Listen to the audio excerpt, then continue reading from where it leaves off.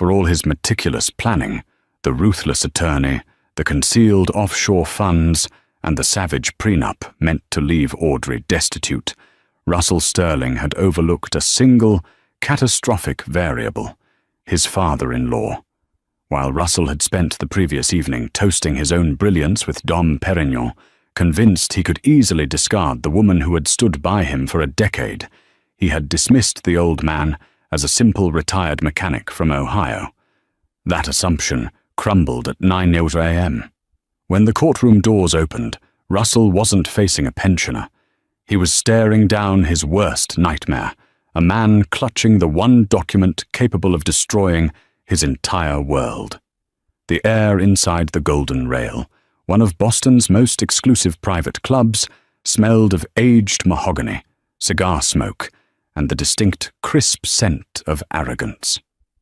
Russell Sterling held his crystal tumbler of scotch up to the light, admiring the amber liquid.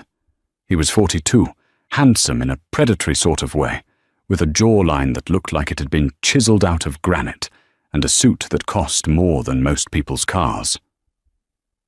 "To freedom," Russell said, a smirk playing on his lips.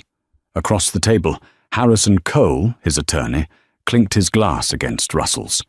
Harrison was a man who resembled a ferret in a bespoke suit, sharp-nosed, beady-eyed, and utterly ruthless. He was the kind of lawyer you hired when you didn't care about justice, only winning. "To total and complete exoneration," Harrison corrected, taking a sip. "And to the Obsidian Trust remaining. Strictly hypothetical." Russell laughed, a loud, barking sound that caused a few heads to turn.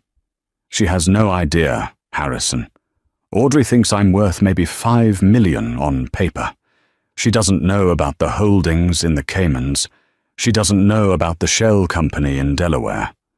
And she certainly doesn't know that the house she's sleeping in tonight is already sold to a private LLC, controlled by, well, me." "It's a masterclass, Russell," Harrison said, leaning back. "Honestly, usually, the wives have a sense. They hire a PI. They dig through the trash. But Audrey, she's been docile as a lamb. She signed the prenup back in 2014 without even reading the rider clauses. Tomorrow is just a formality. We go in, Judge DeSalvo stamps the decree, and you walk out a single man with your fortune intact. We give her the Volvo and maybe 10 grand for relocation assistance. It's brutal, but hey, that's business." Russell checked his watch.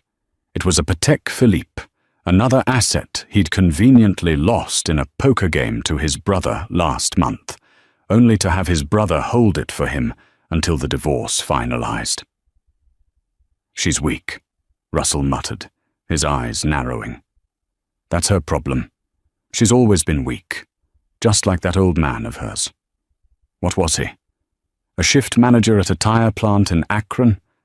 Pathetic." Russell pulled out his phone, a text message from Jessica, his assistant, and the woman waiting for him in a condo downtown, lit up the screen. "Is it done yet?" "I have the champagne on ice." Russell typed back, 12 hours, baby. Then we own the city." He thought back to the last conversation he'd had with Audrey 3 days ago in the kitchen of their sprawling estate in Brookline. She had looked tired. Her blonde hair, usually kept neat, was pulled back in a fraying, messy bun. She was wearing sweatpants. She looked defeated. "Russell, please," she had whispered, holding a coffee mug with both hands to stop them from shaking. "I don't care about the money. I just want the house. It's the only stable thing the kids have known." "The kids are going to boarding school in Switzerland, Audrey," he had snapped, grabbing his keys. "And the house is too big for you. You can't afford the heating bill, let alone the property tax. Do yourself a favor. Don't fight me on Tuesday. If you fight, I will bury you in legal fees until you're living in a cardboard box." She hadn't said a word after that. She just looked down at her coffee. That was the moment Russell knew he had won. She had no fight left. She had no allies. Her mother had passed away 5 years ago, and her father, Arthur, was a ghost. Some old guy who sent a card with a $20 bill in it every Christmas and barely spoke 2 words at the wedding. "One more round," Russell yelled to the waiter, "and bring the bottle." They drank until 2 a.m. Russell went home to the condo, not the estate. He slept the sleep of the just, or at least the sleep of the incredibly wealthy and morally bankrupt. He didn't dream of his wife of 10 years. He didn't dream of the tears she'd cried when he missed their anniversary for the 3rd year in a row. He dreamed of the yacht he was going to buy on Wednesday. He was going to name it the Alimony, a final private joke. Little did he know, across town, in a small, dimly lit hotel room at the Holiday Inn Express, a light was still burning. Audrey sat at a small desk, her hands folded. Sitting on the bed behind her, cleaning a pair of wire-rimmed spectacles with a microfiber cloth, was a man in a flannel shirt and worn-out jeans. Arthur Holloway didn't look like much. But then again, neither did a loaded gun until the trigger was pulled. "Go to sleep, Katie," Arthur said gently. His voice was gravel, rough from years of breathing in factory dust, or so Russell assumed. "I'm scared, Dad," Audrey whispered. "Harrison Cole is a monster. He destroyed his last 3 opponents. Russell says he has Judge DeSalvo in his pocket." Arthur put his glasses on. His eyes were a startling, icy blue. Intelligent eyes. Dangerous eyes. "Let Mr. Cole be a monster," Arthur said, standing up and walking over to his daughter. He placed a heavy, calloused hand on her shoulder. "And let Russell think he's a king. Kings get careless. They forget to look down at the grass to see where the snakes are hiding." "Russell thinks you're a mechanic," Audrey said, a small, nervous smile touching her lips. Arthur chuckled. It was a dry, humorless sound. "I was a mechanic, Katie. I fixed broken things. Tomorrow we're going to fix something very big and very broken." He looked at the cheap digital clock on the nightstand. "Get some rest. Tomorrow is going to be a very long day for your husband." The Suffolk County Courthouse was an imposing building, all grey stone and misery. To Russell Sterling, it looked like a bank where he was about to make a massive withdrawal. He strode into Courtroom 4B at 8:55 a.m., flanked by Harrison Cole and 2 junior associates carrying boxes of files. The intent was clear. Intimidation. They wanted to physically dominate the space with paperwork, suits, and confidence. Russell smoothed his tie. He looked over at the defendant's table. Audrey was there. She wore a simple navy blue dress, one she'd had for years. She looked small against the heavy oak furniture. Beside her sat her attorney, a woman named Sarah Jenkins. Russell almost laughed out loud. Jenkins was a solo practitioner who mostly handled traffic violations and minor custody disputes. She looked frizzy, disorganized, and completely out of her depth. "Jenkins?" Harrison whispered to Russell, covering his mouth to hide a sneer. "This is going to be a bloodbath. I almost feel bad." "Don't," Russell said coldly. "Just finish it." "All rise," the bailiff bellowed. Judge Anthony DeSalvo entered. He was a heavy-set man with a face like a bulldog and a reputation for hating long, drawn-out proceedings. He wanted efficiency. Russell liked that. Efficiency favored the one with the best paperwork, and Russell's paperwork was immaculate. "Docket number 492-1, the clerk announced. "Sterling v. Sterling." "Good morning, Your Honor," Harrison Cole boomed, standing up and buttoning his jacket. "Harrison Cole for the plaintiff, Mr. Russell Sterling. We are ready to proceed with the summary judgment, based on the prenuptial agreement, signed August 14th, 2014. "Miss Jenkins?" Judge DeSalvo looked over his reading glasses. "Good morning, Your Honor," Sarah Jenkins said. Her voice was steady, but quiet. Sarah Jenkins for the defendant, Mrs. Audrey Sterling. All right, DeSalvo sighed, shuffling papers. I've reviewed the motions. Mr. Cole, you're asserting that the assets in question, specifically the Brookline estate, the portfolio with Vanguard, and the collection of vintage automobiles, are sole property of Mr. Sterling, pre-protected by the prenup. That is correct, Your Honor, Harrison said, pacing slightly. The agreement is explicit.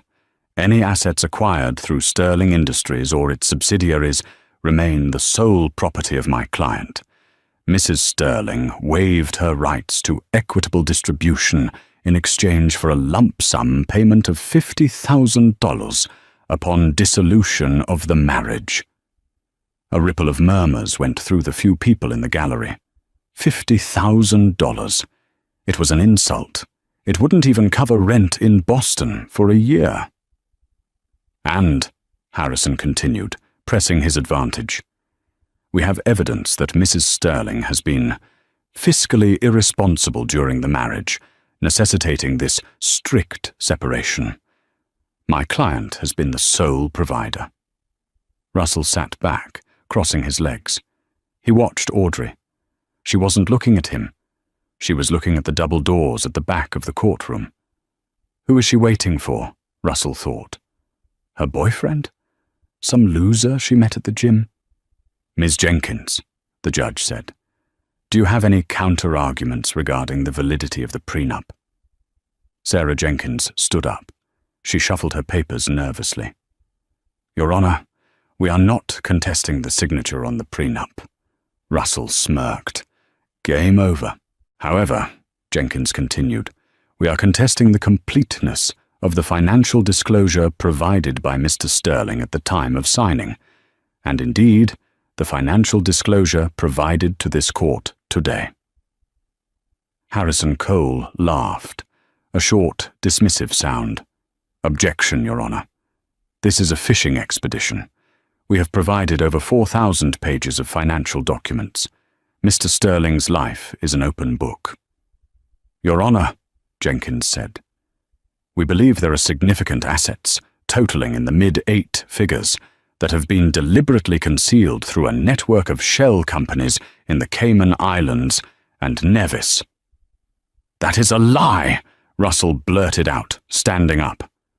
Sit down, Mr. Sterling, Judge DeSalvo barked. He looked at Jenkins. That is a serious accusation, Counselor. Do you have proof? Because if you're just stalling, I will hold you in contempt and grant the plaintiff's motion immediately. We do have proof, Your Honor, Jenkins said. But it involves a complex web of corporate entities. I would like to call a witness who can explain the structure of Obsidian Holdings, LLC.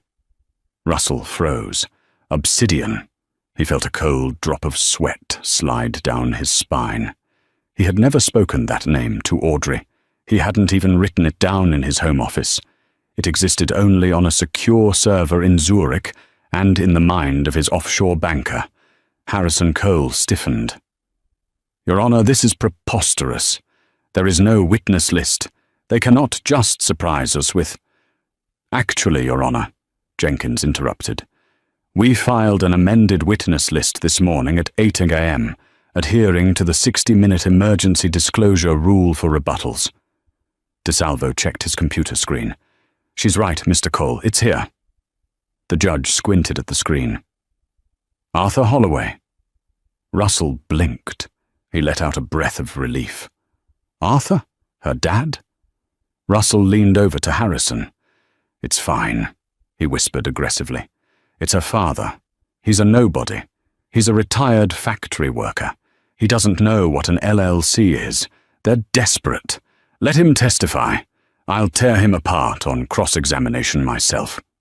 Harrison looked doubtful, but he nodded. Very well, Your Honor. We have nothing to hide. Let's hear from the father. Bailiff, call Arthur Holloway, the judge said. The heavy double doors at the back of the courtroom groaned open. Russell turned around in his swivel chair, a smug grin plastered on his face, ready to intimidate the old man with a stare. He expected to see a man in a cheap polyester suit, maybe a stained tie, looking confused and frightened. Instead, the man who walked through the doors moved with the silence and precision of a predator entering a clearing. Arthur Holloway was wearing a suit, but it wasn't cheap polyester. It was a charcoal three-piece suit that fit him perfectly. He carried a leather briefcase that looked battered but expensive, the kind used by men who traveled to places where business was done in whispered tones. But it wasn't the clothes that made Russell's smile vanish. It was the way Arthur walked. He didn't shuffle. He marched. His head was high, his eyes locked directly on Russell. There was no fear in those eyes. There was only a cold, hard promise of violence. As Arthur passed the bar and approached the witness stand, he paused for a brief second near Russell's table. He didn't look at his daughter. He looked at Harrison Cole. "Mr. Cole," Arthur said, his voice deep and resonant, carrying to the back of the room without a microphone. "I believe we met in 1998. The Enron hearings? You were a junior associate then. I see you haven't changed your ethics, only your billing rate." Harrison Cole's face went white. The blood drained from it so fast he looked like a corpse. "You," Harrison stammered. He looked at Russell, panic flaring in his eyes. "Russell, you said he was a mechanic." "He is," Russell hissed. "He worked at Goodyear." Arthur took the stand. He placed his briefcase on the ledge. He sat down and adjusted the microphone. "State your name for the record," the clerk said. "Arthur James Holloway," he said. "And your occupation?" Arthur looked at Russell. A small, terrifying smile appeared. "Currently?" "Retired," Arthur said. "Formerly?" "Senior forensic auditor for the Internal Revenue Service, Special Crimes Division, specializing in offshore tax evasion and high net worth asset recovery." The silence that fell over the courtroom was absolute. It was the silence of a bomb having been armed, with the timer ticking down to 0. Russell felt his stomach drop through the floor. He looked at Harrison. Harrison was trembling. "You said he was a mechanic," Harrison whispered, his voice cracking. "He told me he fixed things." Russell cried out, too loud. "I did," Arthur said into the microphone, answering the whisper Russell thought was private. "I fixed people who thought they were above the law, Mr. Sterling, and today I'm going to fix you." Judge DeSalvo leaned forward, the leather of his chair creaking loudly in the stunned silence. He took off his reading glasses, polished them on his robe, and put them back on, staring at the man in the witness box. "Mr. Holloway," DeSalvo said, his voice carrying a mix of curiosity and warning. "Did you just say Special Crimes Division?" "I did, Your Honor," Arthur replied smoothly. "Badge number 49992. I spent 30 years tracking money that didn't want to be found. I retired 5 years ago to spend time with my daughter and grandchildren. I told people I was a mechanic because, frankly, it kills the conversation at dinner parties. Nobody wants to talk to the tax man. Everyone wants to talk to the guy who can fix their transmission." Russell felt the blood rushing to his head. A high-pitched ringing started in his ears. He grabbed Harrison Cole's arm, his grip tight enough to bruise. "Do something," Russell hissed. "Object.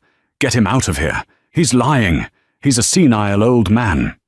Harrison Cole pulled his arm away, his eyes darting around the room like a trapped animal. "I can't object to his occupation, Russell. If he's perjurying himself, he goes to jail. But if he's telling the truth—" Harrison swallowed hard.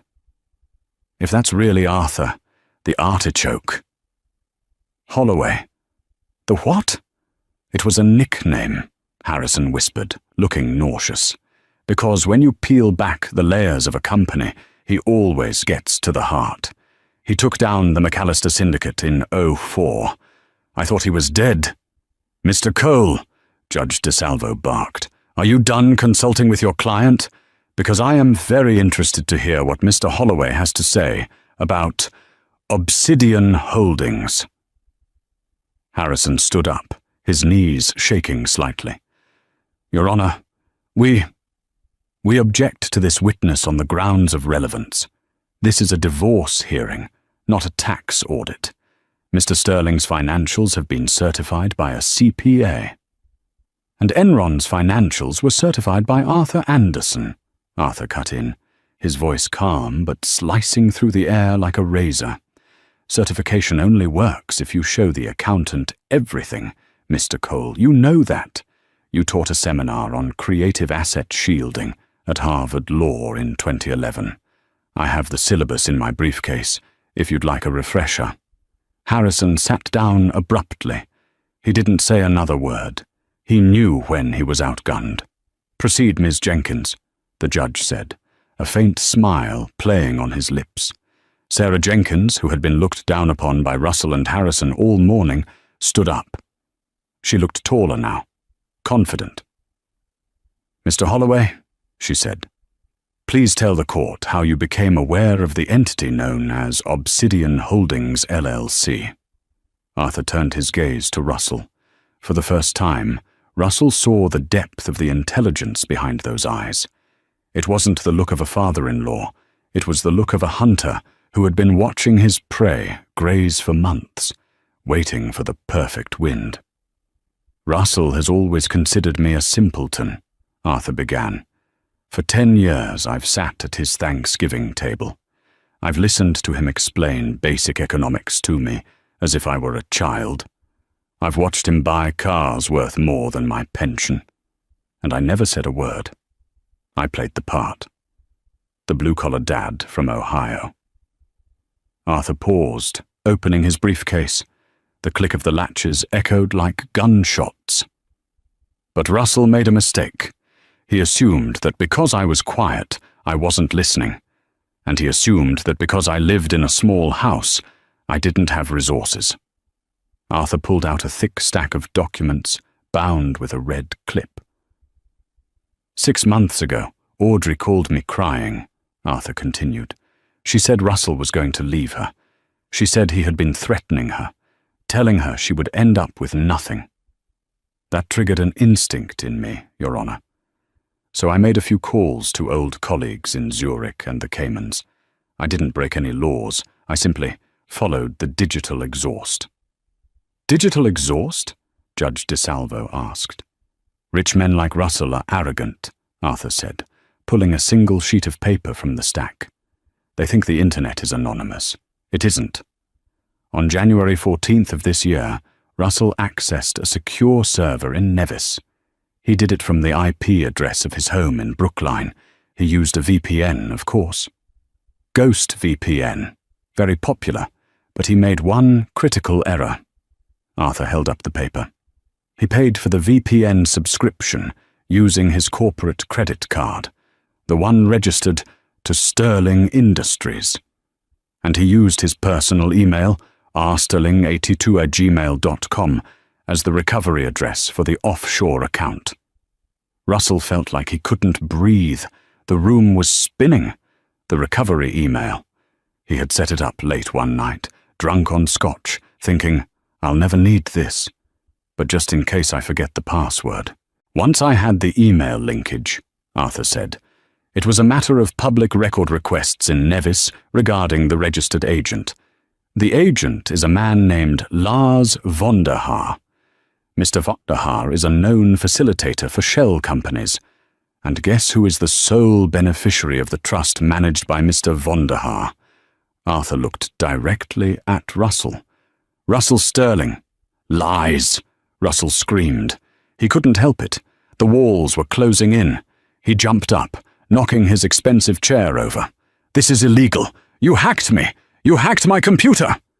Sit down, Mr. Sterling, or I will have you shackled, Judge DeSalvo roared.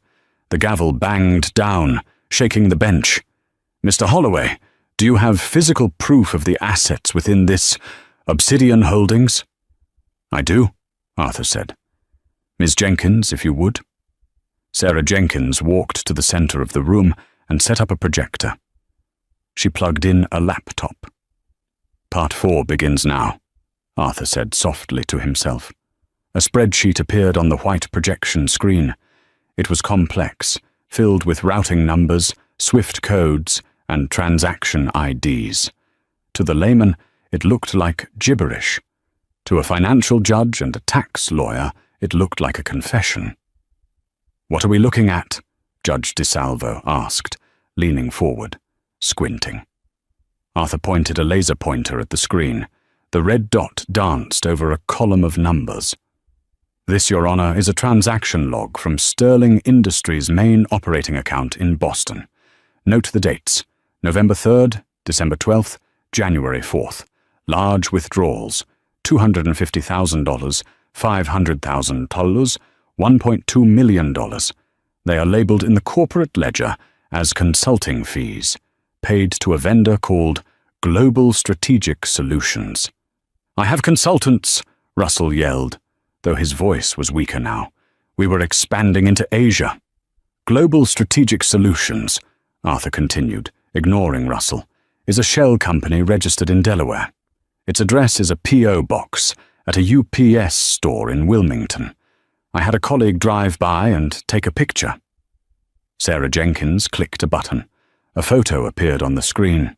It was a sad, lonely mailbox in a strip mall, next to a dry cleaner. "There is no office. There are no employees," Arthur said.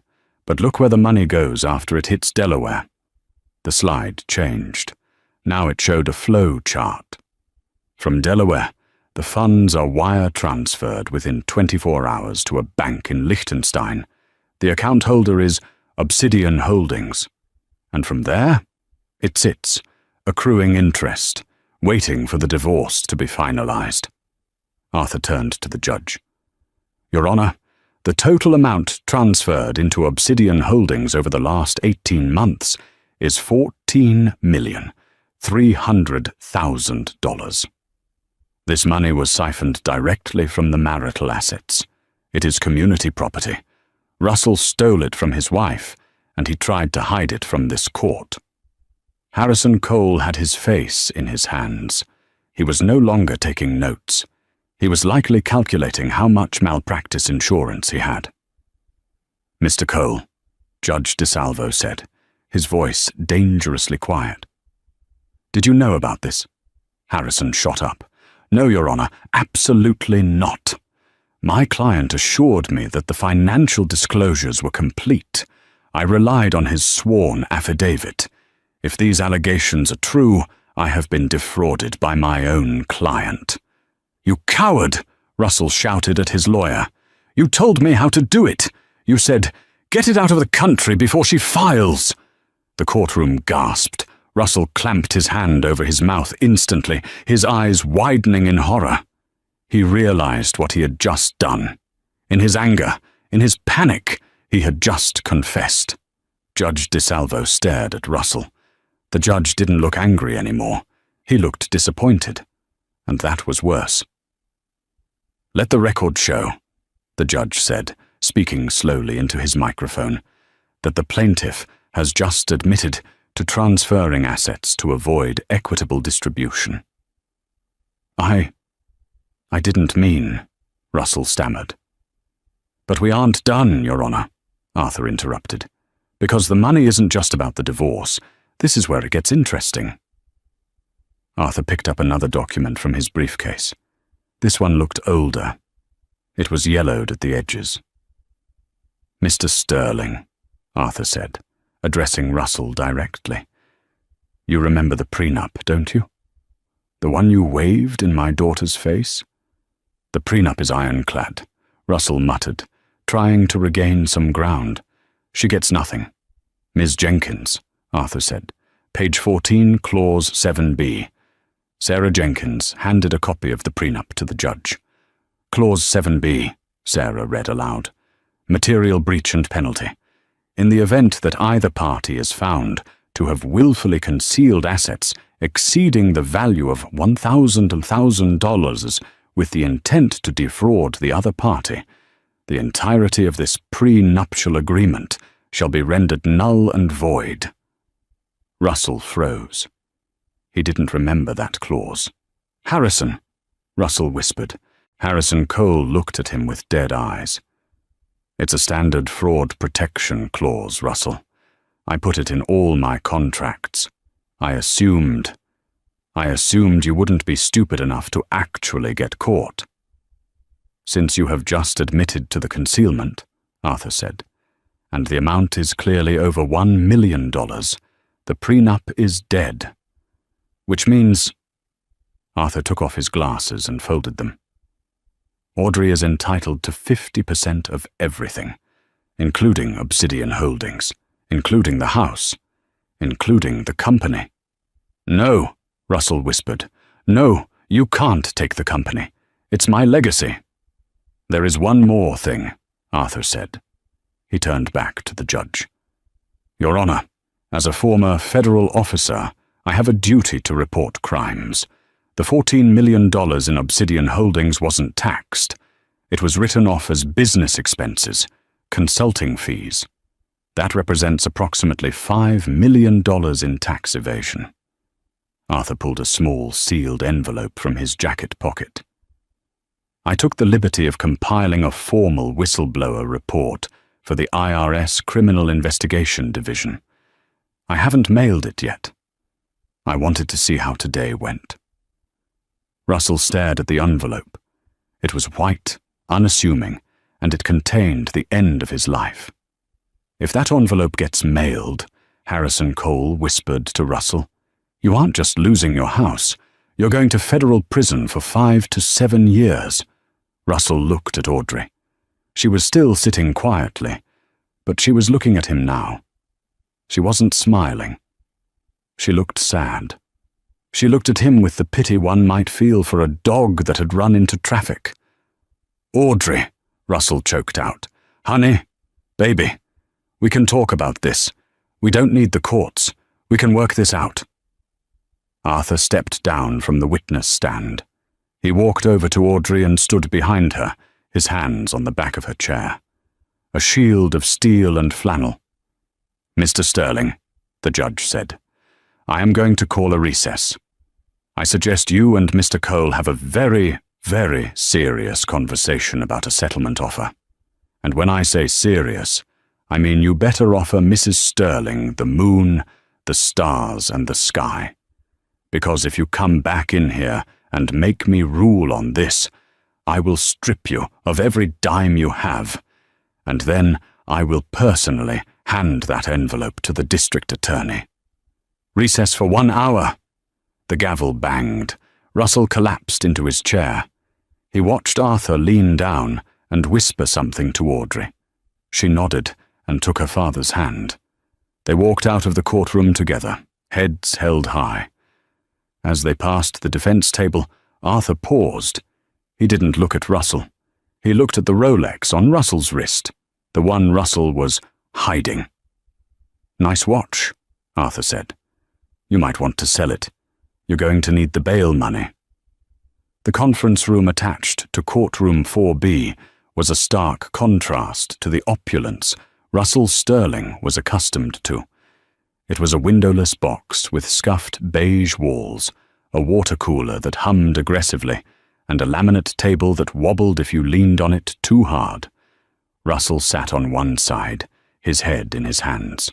His expensive suit jacket was draped over the back of the chair, now wrinkled. The tie he had chosen so carefully that morning, a silk Hermes print meant to project power, felt like a noose around his neck. Harrison Cole was pacing the small room, frantically thumbing through messages on his BlackBerry. The lawyer's veneer of invincibility had completely shattered. He wasn't thinking about Russell anymore. He was thinking about his own license to practice. "They have us, Russell," Harrison hissed, stopping to glare at his client. "They have us cold. The forensic trail is undeniable.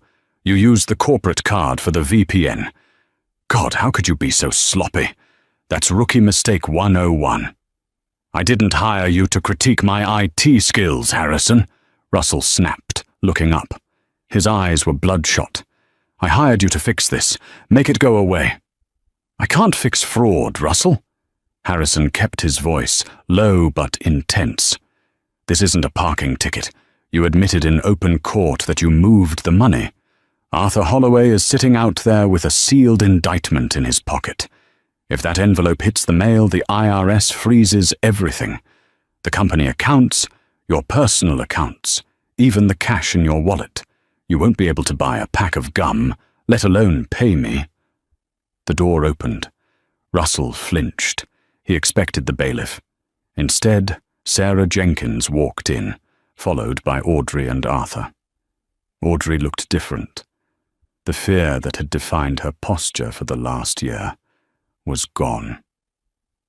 She didn't look triumphant exactly. She looked resolved.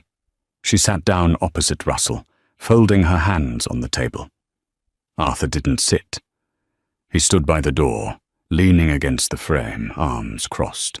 The white envelope was visible in his breast pocket, a silent, terrifying sentinel.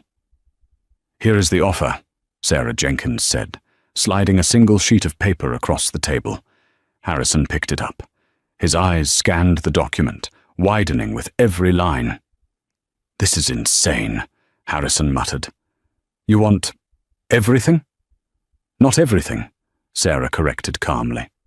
We are leaving Mr. Sterling with his personal vehicle, the 2022 Mercedes, and his 401k, which is legally protected. You want the house? Harrison read aloud, his voice rising. The Cayman accounts, the Nevis Trust, and 60% of Sterling Industries stock. That's my company. Russell slammed his hand on the table. My father started that company. You can't take my majority share. That means I lose control of the board. You lost control when you used the company to launder money, Russell. Arthur spoke up from the doorway. His voice was calm, contrasting with the hysteria in the room. If the IRS investigates, they will seize the company assets to pay the back taxes and penalties. The company will be bankrupt within 6 months. Your employees will lose their jobs. The stock will go to zero. Arthur walked over and tapped the paper in front of Harrison. This is a mercy kill, Russell. If Audrey takes the 60%, she becomes the majority shareholder. She can fire you, yes, but she won't liquidate the company. She wants to preserve it for the children's inheritance. She saves the business. You get to walk away without handcuffs. Russell looked at Audrey. Kat, please. You don't know how to run a manufacturing firm. You'll run it into the ground. I won't run it, Audrey said softly. I'm hiring a new CEO. Dad knows some people. Russell felt a vain throb in his temple. So that's it? I build it, and you hand it over to some stranger? You didn't build it alone, Russell, Audrey said, her voice gaining strength. I hosted every dinner party. I managed the renovation so you could refinance. I raised our children while you were working late with Jessica. The mention of Jessica's name sucked the air out of the room. Russell went pale. I know about her, Audrey said, tears welling in her eyes, but she didn't let them fall. I've known for 6 months. I found the receipts for the bracelet you bought her. The Cartier Love bracelet. You told me business was tight that month, so we couldn't go on vacation. But you spent $12,000 on a bracelet for your assistant. Russell looked down, unable to meet her gaze.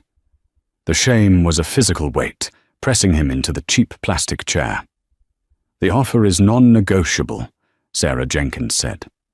You signed the settlement agreement, admitting to the financial discrepancies as clerical errors, which we will accept for the civil case, and you transfer the assets immediately. In exchange, Mr. Holloway destroys the whistleblower report. And if I don't sign? Russell asked weakly. Arthur reached into his pocket and pulled out the envelope. He held it up. Then we go back into the courtroom.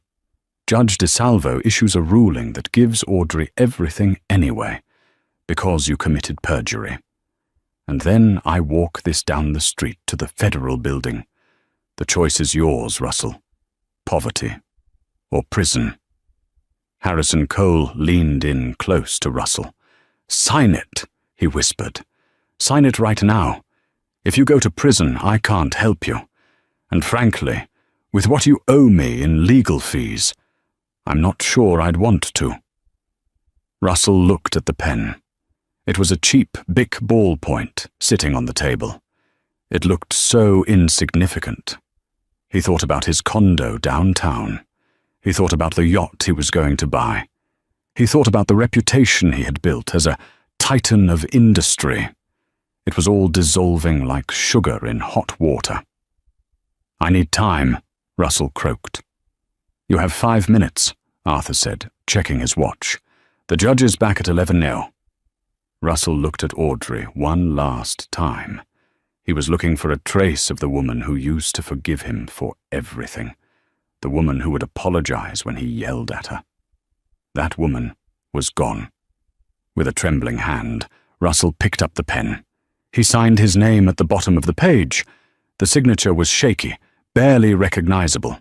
Russell Sterling. He pushed the paper away. "Are you happy now?" He spat at Audrey. Audrey stood up. She picked up the document and handed it to Sarah. "No, Russell," she said sadly. "I'm not happy. My marriage is over. My family is broken. But for the first time in a long time, I'm safe." She turned and walked out. Arthur lingered for a moment. He looked at the envelope in his hand, then at Russell. He ripped the envelope in half, then in quarters. He dropped the pieces on the table. "A deal is a deal," Arthur said. "You're a lucky man, Russell. Try not to waste your second chance." Arthur left the room. Russell stared at the torn pieces of paper. He reached out and picked one up. He unfolded it. It was blank. There was no report inside, no whistleblower form, just blank sheets of printer paper. "He bluffed," Russell whispered, his eyes widening in disbelief. "The old man bluffed." Harrison Cole was packing his briefcase, eager to flee. He looked at the blank paper. "He played you, Russell," Harrison said, shaking his head. "He played poker with a pair of twos, and you folded a full house. I'd be impressed if I wasn't so disgusted." Russell let out a scream of rage that echoed off the beige walls, but there was no one left to hear it. The reality of the settlement didn't hit Russell immediately. It was a slow, agonizing bleed. It started 10 minutes after he left the courthouse.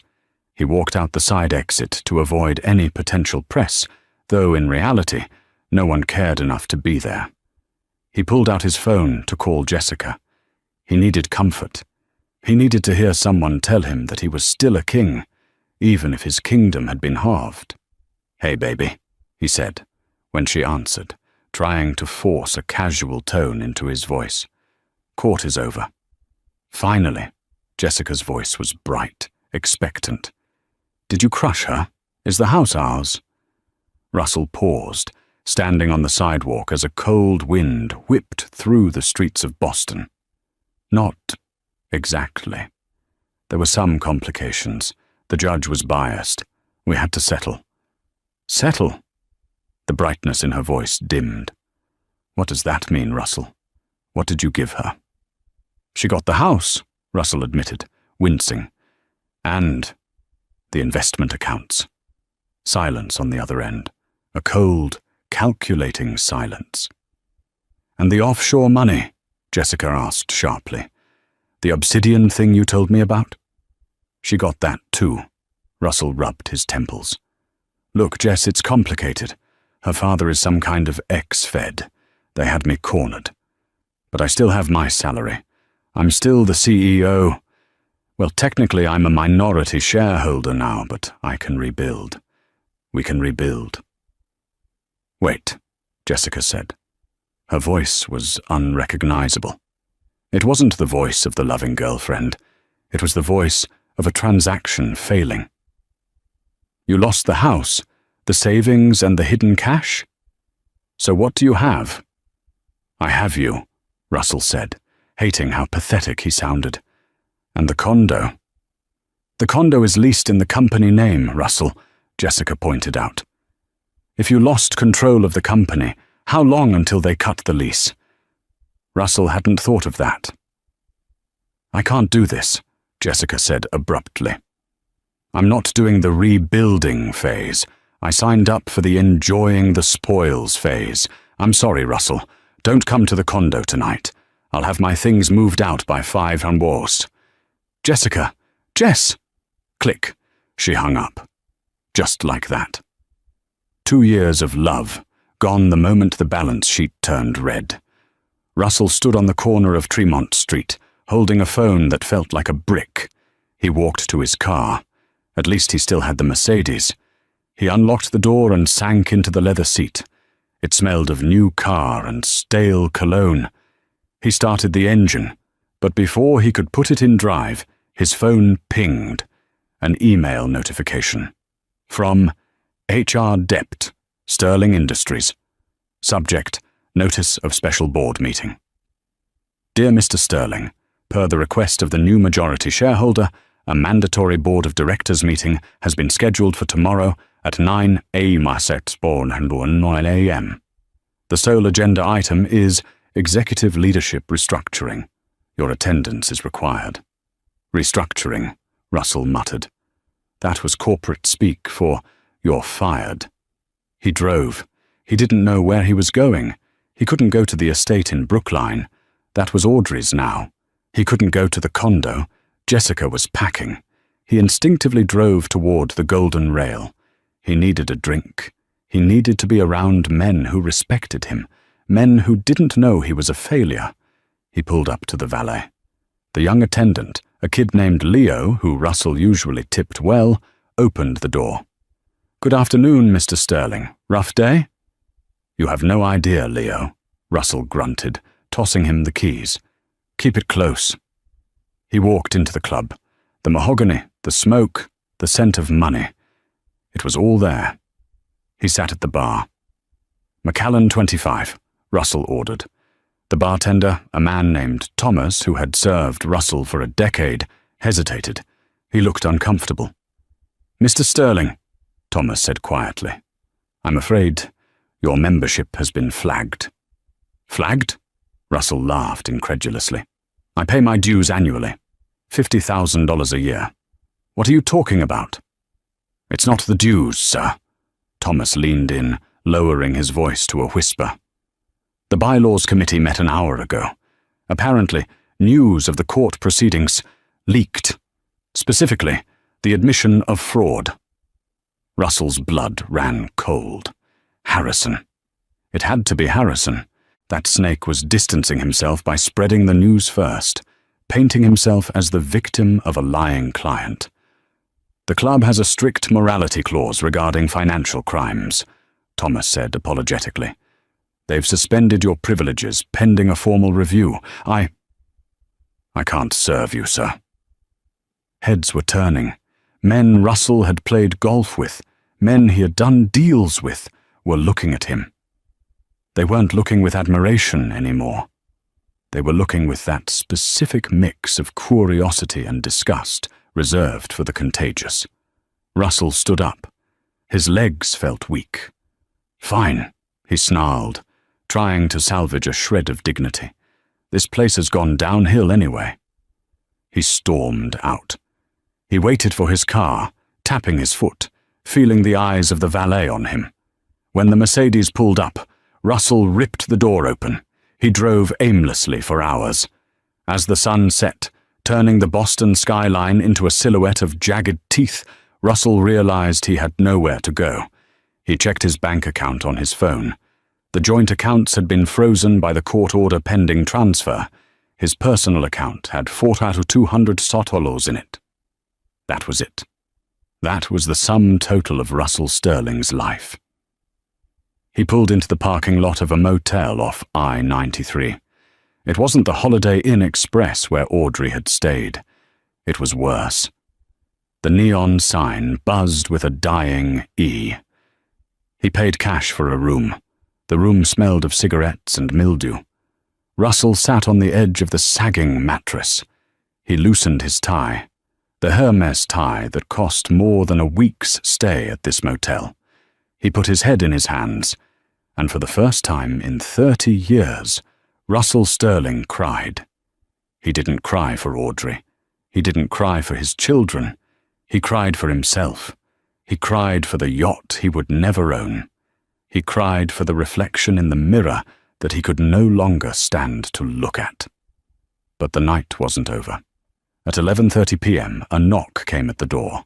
Russell wiped his eyes. Room service? No, this place didn't have room service. He walked to the door and opened it. Standing there were two men in cheap suits. They weren't police. They weren't IRS agents. "Russell Sterling?" the taller one asked. "Yes?" "My name is Mr. Gaint," the man said. "We represent the investors from the Nevis Trust, the Obsidian account." Russell's heart stopped. The investors. He had told them their money was safe. He had told them he was the master of the shell game. "We heard there was a transfer of ownership," Mr. Gaint said, stepping into the room without being invited. "Our clients are very private people, Mr. Sterling. They don't like their funds being part of a Boston divorce settlement. They certainly don't like their names being on a spreadsheet in a public courtroom." I can explain," Russell stammered, backing up until his legs hit the bed. "No need to explain," the man said, closing the door behind him. "We're just here to discuss the repayment schedule, because you owe our clients $4 million, and unlike the bank, we don't charge interest." The man smiled, but it didn't reach his eyes. "We charge in other ways." 1 year had passed since the night the handcuffs clicked shut on Beatrice Harrington's wrists. The autumn wind swept across the Hamptons, but it no longer whistled through the iron bars of a locked gate. The intimidating 10-foot perimeter fence of the Harrington estate was gone. In its place stood a welcoming wooden archway, and the gravel driveway, once reserved for limousines and silence, was now filled with the bright yellow of school buses.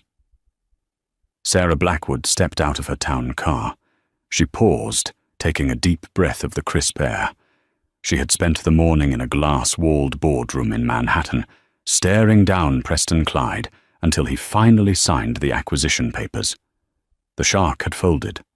Sarah had secured the shipping routes, not by shouting, but by quietly leveraging the environmental data she had acquired. She was a billionaire now, a titan of industry. But here, on this lawn, she was just Sarah. "They're louder than the old garden parties," a raspy voice noted. Arthur Sterling sat on the veranda in his wheelchair, a tartan blanket over his knees. "And significantly less boring?" Sarah smiled, walking up the steps to join him. "The Marianne Blackwood Center for the Arts is officially at capacity, Arthur. We have 200 kids from the city here today. Painting, music, coding. They're breathing fresh air for the first time in their lives." "You could have sold this land for a fortune," Arthur reminded her, though his eyes twinkled with pride. "I have a fortune," Sarah said simply. "I wanted a home." Above the front door, the Harrington crest had been chiseled away. In its place was a simple plaque dedicated to Sarah's mother. The house that had been a monument to greed was now a sanctuary. Suddenly, a commotion near the fountain caught Sarah's eye. A young boy, maybe 7 years old, was running with a violin case.